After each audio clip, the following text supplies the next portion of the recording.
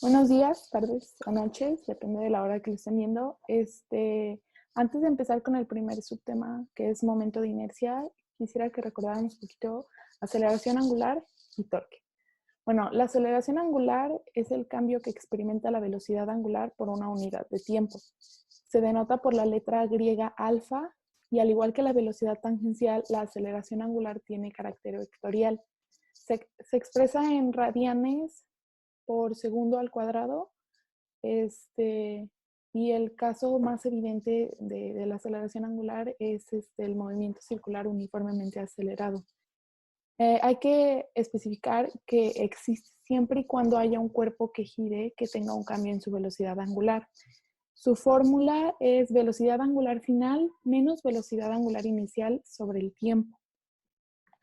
Bueno, y ahora el torque, también conocido como momento de fuerza o momento dinámico, se trata de una magnitud vectorial que se obtiene a partir del punto de aplicación de la fuerza. O sea, el torque hace que se produzca un giro sobre el cuerpo que lo recibe. La magnitud resulta propia de aquellos elementos donde se aplica una torsión o flexión, como una viga o el eje de una máquina. El momento de fuerza puede expresarse a través de la unidad Newton-metro. Los factores de los que depende el torque son la distancia del punto de giro, que es expresada en D, la magnitud de la fuerza, con F, y el ángulo de aplicación de la fuerza. Si el ángulo es de 90, es el máximo torque, y si el ángulo es de 0, no hay torque. Se usa la convención de que el torque será positivo si el cuerpo gira en sentido antihorario y el torque será negativo si el cuerpo gira en sentido horario. Se denomina por la letra griega tau y, y la fórmula es la fuerza por la distancia por el seno del ángulo. Bueno, y ahora sí, comenzando con el subtema de momento de inercia, cuando se analiza un movimiento traslacional y uno rectilíneo, se considera la masa del objeto como una medida de su inercia. Un ejemplo, si se aplica la misma fuerza a un camión y a un auto, observamos que el auto acelera más que el camión. Y en este caso decimos que el auto cambia su estado de movimiento con mayor facilidad ante la fuerza aplicada. En términos técnicos, el auto tiene menos inercia que el camión. La masa es una medida de la inercia de un cuerpo y es en este sentido una medida de su resistencia al cambio de velocidad. Al hacer que un objeto sólido rote o se mueva en trayectoria de una curva, se observa una resistencia al cambio del movimiento rotacional. Esta oposición del objeto al cambio de su rotación se conoce como inercia rotacional o momento de inercia. En otras palabras, en el movimiento circular, el momento de inercia cumple el mismo rol que la masa en el movimiento rectilíneo. El momento de inercia debe especificarse respecto a un eje de rotación dado. Para una masa puntual, el momento de inercia es exactamente el producto de la masa por el cuadrado de la distancia perpendicular al eje de rotación, y es igual a mr al cuadrado. Esta relación a la masa puntual viene a ser la base de todos los demás momentos de inercia, puesto que un objeto se puede construir a partir de una colección de puntos.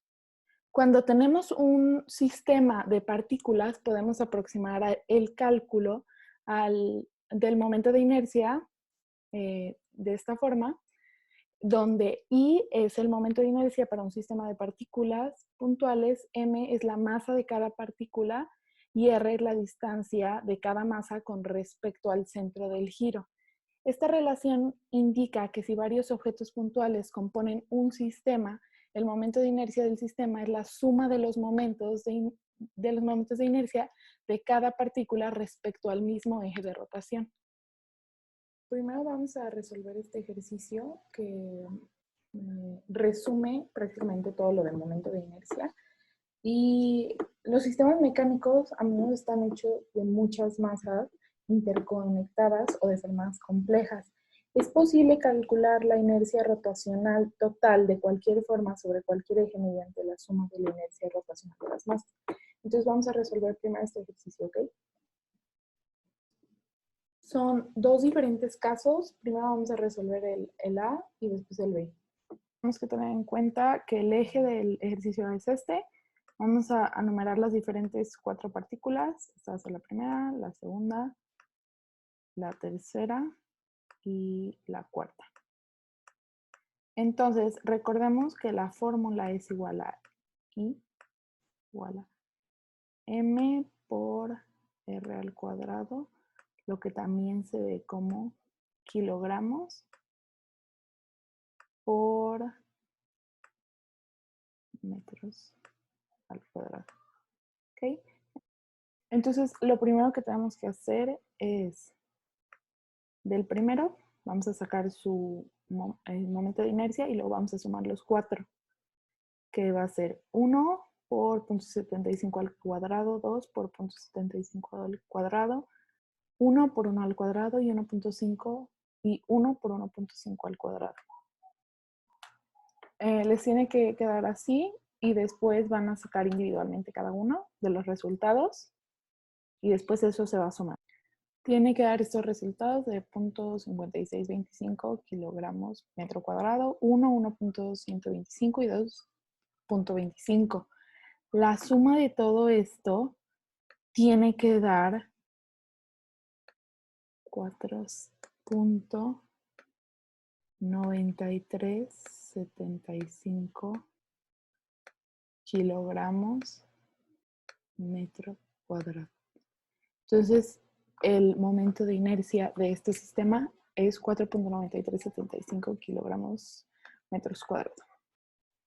El segundo ejercicio es muy similar. La única diferencia es que el eje se encuentra de manera horizontal, pero es exactamente lo mismo. Se separan las 4 diferentes partículas, se saca el momento de inercia de cada una y luego se suman.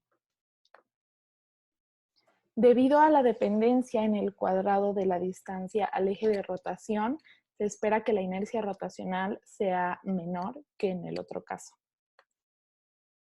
Entonces debe quedar así, como ya habíamos dicho, 1 por 0.5 al cuadrado, 1 por 0.5 al cuadrado y 1 por 0.5 al cuadrado, que es de la partícula 1, 2 y 4, y 2 por 0.5 al cuadrado de la partícula número 3.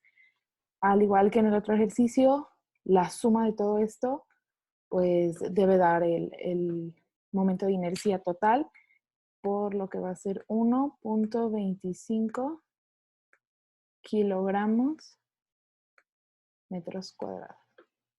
Y ya, es todo. Muchas gracias.